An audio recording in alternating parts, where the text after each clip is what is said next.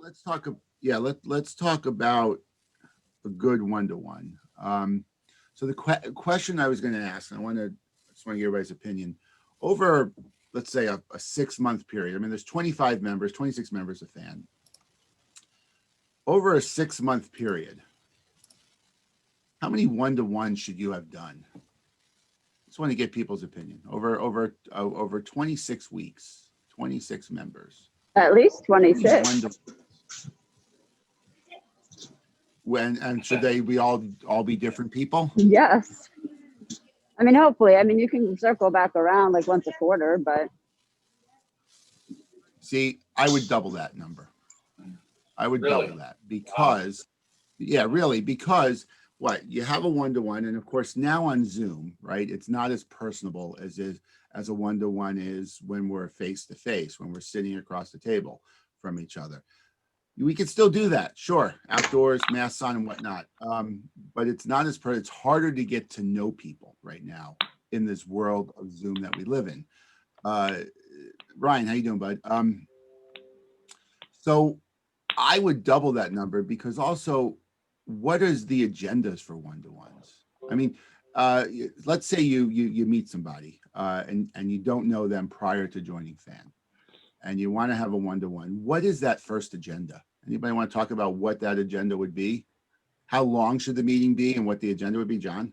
Yeah, I'd say about at least half hour to 45 minutes. And what I try to do is really connect in terms of understanding who their ideal client is. Like when I talked to Alex for HVAC, I was really getting to know what his geo-targeting was, what type of customer would be his best repeat customer, what were his best services that made him more competitive, what made him unique.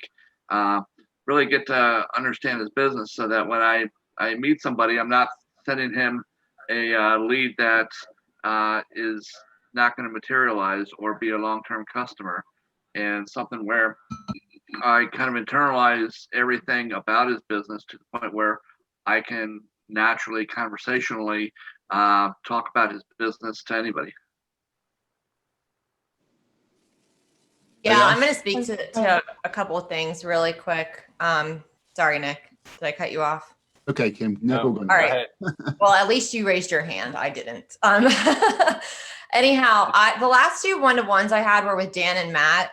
And with both of them, we both did an hour, and I could have talked longer just because I loved the conversation. I loved the connection. I definitely need more than 30 minutes because how I work with people and who I am as a person, I want to get to know them first, because I want to see what their personality is, how they live their life, like what it is about them that makes them unique. Do they have a service heart like I do? Like different things like that. And then I go into, how can we support each other, help each other, and things like that. So I definitely think for me, I need more than 30 minutes. But I like to get to know the person and then see how we can collaborate, connect, do power teams, how I can support and how we can work together.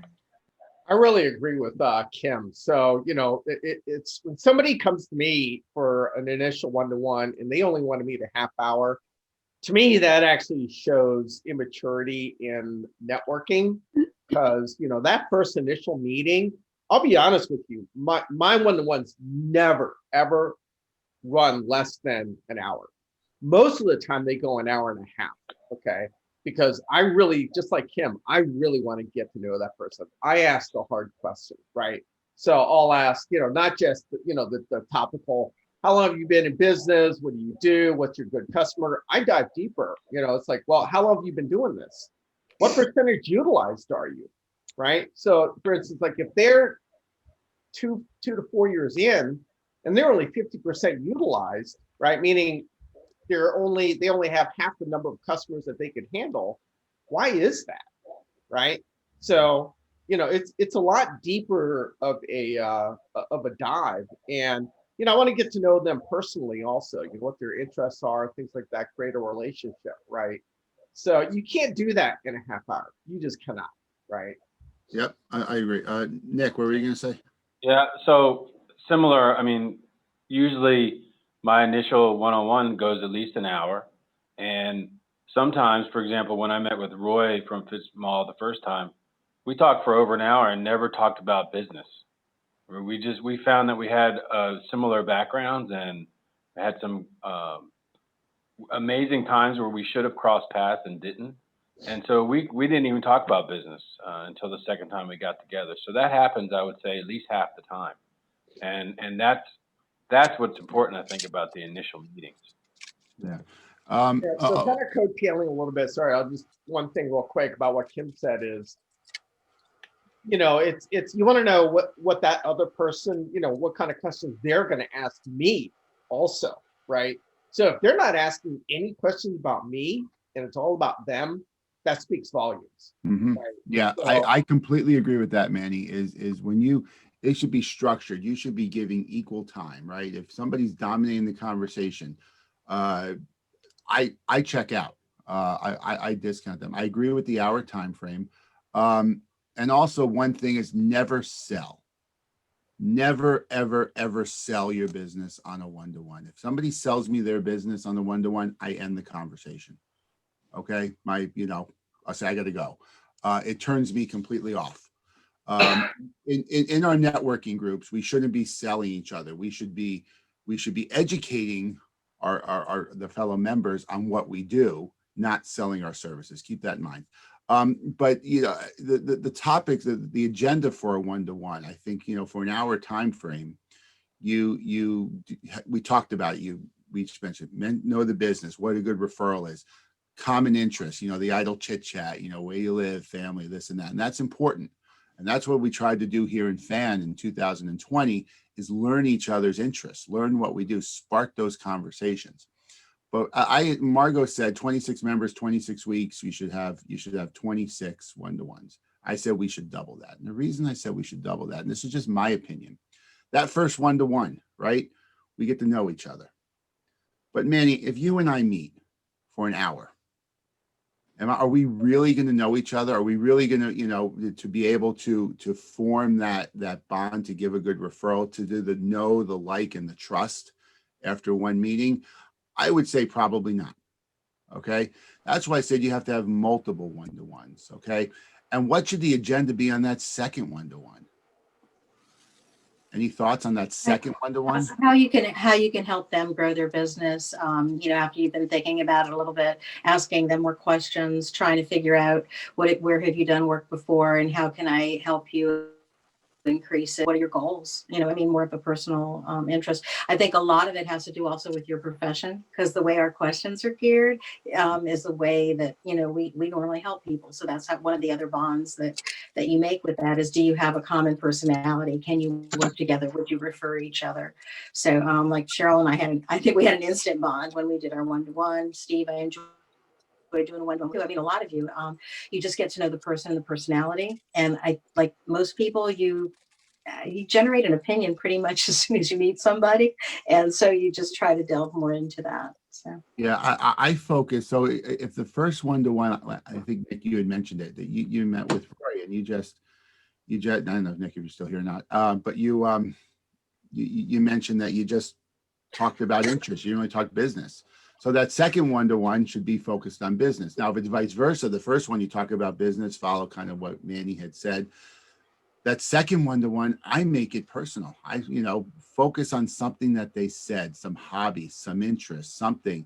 We've played a bunch of, I'll call them games, here. We tried to gamify our networking that we've done here in FAN so somebody said, I think, Kurt, when we did the exercise a few weeks back, where if you can go back in time and meet anybody, who would you want to meet? I think you and I both said George Washington, if memory serves, right?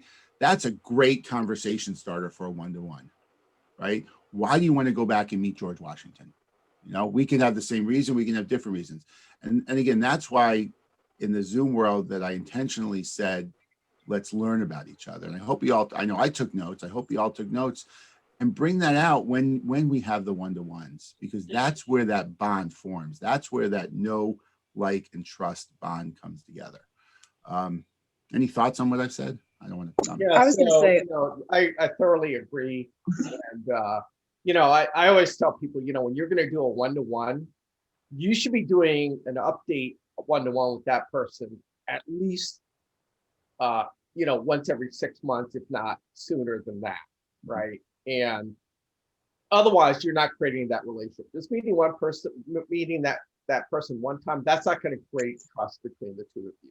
Right. Right. So you need to create that relationship and make it a little bit more personal. Real quick, I just put into the chat some one-to-one guidelines that people can download. I'll keep it active, the link active for the next week. But it's very comprehensive, but it'll give you some really good guidelines. It's by no means a must do. You don't have to do every single one of those bullet points adapted to your individual one-to-one. But I put this together for another networking group last year, and Yeah, that's awesome. Thank you. I don't have anything to share with the discussion. Jennifer, you're going to say something? I was just going to say also touching on like how when we did the breakout rooms last week, touching on the buzzwords, because when you're doing a one-to-one with someone, you may not realize, they think that everyone understands certain words would be a trigger for that industry or that, would be a good lead for them, but they may not pick up on that. You have to say it like, oh, like for me, I mean, a divorce lawyer, unfortunately, is a good lead for me because that's someone that's selling a house, buying a house, getting, so it's getting into the deeper buzzwords and the deeper level of what a good referral would be because of, not just the surface level of buzzwords and Yep. And I think also it's a good idea because depending on the personalities, sometimes the ones who one-to-ones go be very flawless, but other times are a little bit more awkward. So I think it's really good to kind of do a research before meeting on, visit the website or if they have a Facebook page or LinkedIn, because that would prompt even more questions that you can have under your sleeve, if things get a little awkward or the conversation is dying. Yeah. Manny, you're gone, Kurt. That's an excellent point. I do that every day before I even just call someone to introduce myself, or if a guest comes onto a team network meeting, I dig into their life. I look at their website, I look at their LinkedIn page. Sometimes I'll go to Facebook. And so I'm much more prepared to speak to somebody. Just a couple other points, and Jennifer touched on it. It's oftentimes difficult, like John said, help me understand your ideal client, but helping you understand your ideal golden goose, the person that you want to be introduced to. And in Jennifer's case, a divorce attorney is a great resource for her to develop a relationship with that can feed her referrals once a month, several times a year. And it's much easier, I think, to refer someone a golden goose than oftentimes it is to say, how many times do you run into somebody who says, I'm looking for a mortgage right now. Do you know a good mortgage person? But you might know 10 real estate agents that you can refer that mortgage person. Right. So think about those things. And the last thing I would say that is when you're in a one-on-one, sometimes telling stories about clients, about what you do for them, and real stories, real life stories of how someone came to you with a problem and how you approached it and the things you guys went through to tackle that problem. And oftentimes that can help people just sort of visualize what it's really like to be you and what you do. And it also can make, of course, leave a very good impression and build confidence in the way you refer somebody. And so when you're talking to a potential golden goose or a potential client to refer to that somebody, you have a better understanding so you can make that live, and it makes such a difference. Yeah, and I agree. That's a good point. So, Manny, Margo wants to say something. Hold on. Manny, thanks for sharing this document. I'm reading it now, and I would recommend folks can go on and download it here or read it. on the networking call last night, for those that were on the Connect MoCo call, Dan asked me to give a networking tip to everybody, and I said, don't be late. And that's number 5 on here. Whether you're in person or on Zoom, be 5 minutes early. If you're running the Zoom meeting, open it up a couple minutes early. If you're participating, log on a couple minutes early. Because it's disrespectful if you're not, and if you're going to be late, reach out to them, email, phone, text, let them know. But otherwise, it's disrespectful, to be honest, of your person having one-to-one's time. And also, it is so easy to multitask. We all do it on Zoom. We're all looking at email. We're all doing this. We're all looking down at our phones. It is so easy. But when you're having a one-to-one, shut your second monitor off on Zoom. Turn your phone upside down. Don't look at it, and make eye contact with the camera. If you take notes, take notes. If you use OneNote or Evernote or whatnot, that's fine. But show respect, and don't when they're talking, do not be doing this. Okay, on your phones. Just a quick point. Who was going to say something before? Sorry. I also Hey, it was me. I just wanted to say that, I'm sorry, Kurt. Go ahead, Margo. Sorry.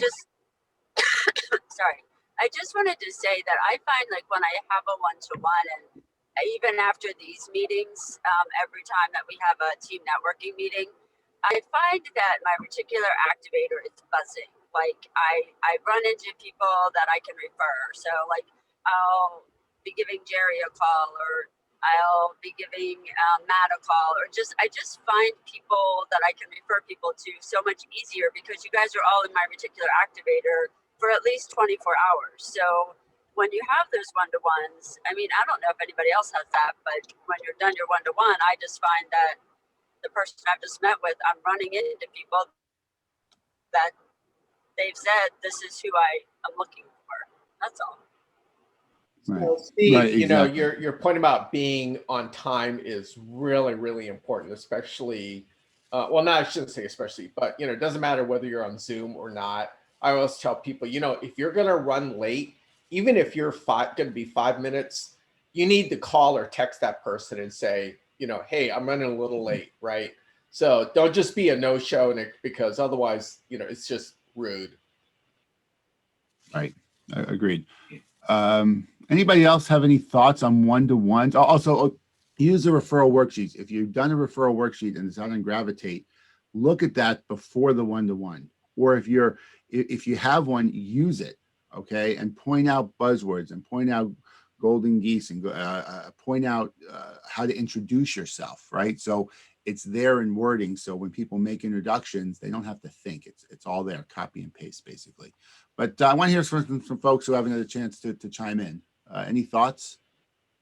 Leslie? I just wanted to say, number one, I think, at least for me, anytime I've had a one-on-one with someone, yeah, I wanted to focus on them first, to find out about them. Now, Steve, I must admit that this has been really refreshing, becoming a member of FAN, because when I jumped in, became a member, it was in 2020, and seeing how, I must admit, it was refreshing, challenging, and scary at the same time, because I've been in a lot of networking groups and I've done a lot of one-on-ones, but I've never seen a networking group get to know each other and ask questions. Some of those questions were like, oh gosh, it's okay to think about that while I'm doing business.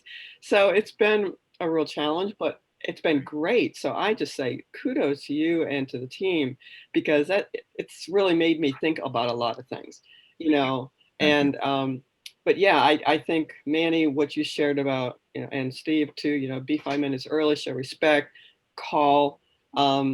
Yeah, I mean, those things are so important, and it shows integrity. I was just listening to something about integrity last night, and it was like, wow, and I think all the different things that you guys are talking about is so important. So I'm looking forward to doing some one-on-ones, Yeah, I mean, one-to-ones, Ryan, I see. you know, the networking meetings, the Friday morning meetings, they're fun, right? We have fun for an hour and a half, and we learn about each other, and we network on Zoom. But the magic is in the one-to-ones. Mhm. The magic is where you really get to know somebody. I'm going to give you an example with Nick Marchetti and I. Okay. Yes, Nick, I'm calling you out. Okay. Nick and I are in more networking groups than we can count. When we were face to face, if we didn't see each other 3 to 4 times a week, we went through withdrawal. Okay. And over that time, you know, we really didn't get to know each other. We didn't have our first one-to-one to a few months after we first met. Actually, it was at FCC up in Lorenzo's there. But we bonded on those one-to-ones, and then through the other networking groups, we got to know each other, and now we're clients of each other where appropriate, and there's a friendship there too. So, and that came from networking and talking separately and learning about each other's interests and whatnot. So at least I'm friends with him. I don't know if he's friends with me, but you know. Anyway, Ryan, you were gonna say something.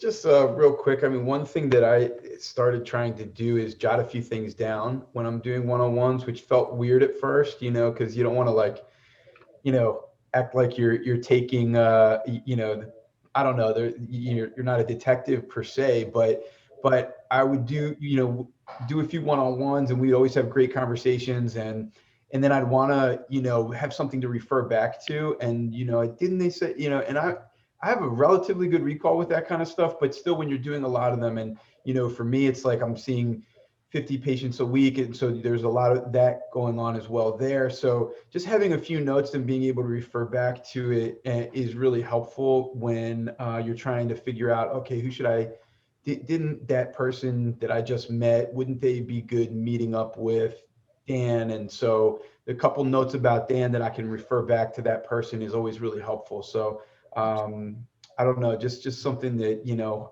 I don't usually do, but then I just started to do during some of the one-on-ones to keep a track of it.